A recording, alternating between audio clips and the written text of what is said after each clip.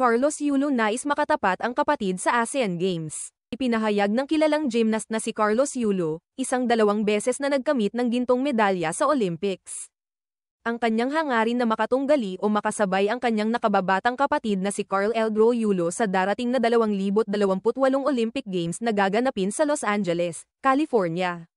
Sa isang panayam, isiniwalat ni Carlos ang kanyang matagal ng pangarap na pareho silang magkakapatid na makapasok at makapagkompetensya sa parehong edisyon ng Olympics. Ayon sa kanya, magiging isang pambihirang karanasan ito, hindi lamang para sa kanila bilang magkapatid kundi para rin sa bansa. Layunin ni Carlos na sabay silang sumabak sa internasyonal na entablado at parehong maghangad ng gintong medalya para sa Pilipinas.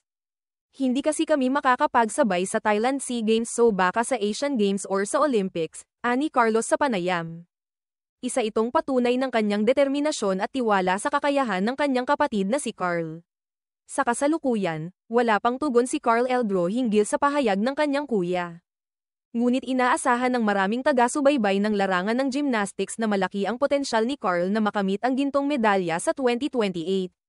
Sa murang edad pa lamang ay nagpapakita na siya ng kahusayan at disiplina sa kanyang pagsasanay. Si Carl ay kasalukuyang sinasanay ni Coach Myunhiro Kujiyama, ang dating tagapagsanay ni Carlos Yulo. Si Kujiyama ay naging sentro ng kontrobersya matapos iwan ni Carlos ang kanyang training camp sa ilalim ng naturang coach.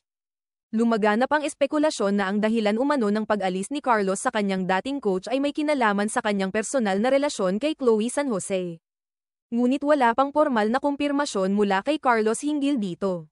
Bagamat may ilang intriga at balakid sa kanilang landas, kapwa nagpapakita ng dedikasyon sa esport ang magkapatid na Yulo. Sa tulong ng kani-kanilang mga coach at suporta ng mga Pilipino, pinaniniwala ang kayang-kaya nilang gumawa ng kasaysayan sa larangan ng gymnastics.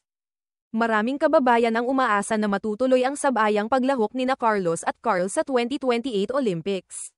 Bukod sa pagiging bihasa at may world-class na kakayahan, ang pagkakaroon ng magkapatid sa parehong Olympic stage ay isang inspirasyon sa mga kabataang Pilipino na nangangarap ding makapasok sa internasyonal na paligsahan. Ang istorya ng magkapatid na Yulo ay hindi lamang kwento ng tagumpay sa larangan ng esport kundi isang patunay ng pagpupursige, sakripisyo, at pagmamahalan sa loob ng pamilya.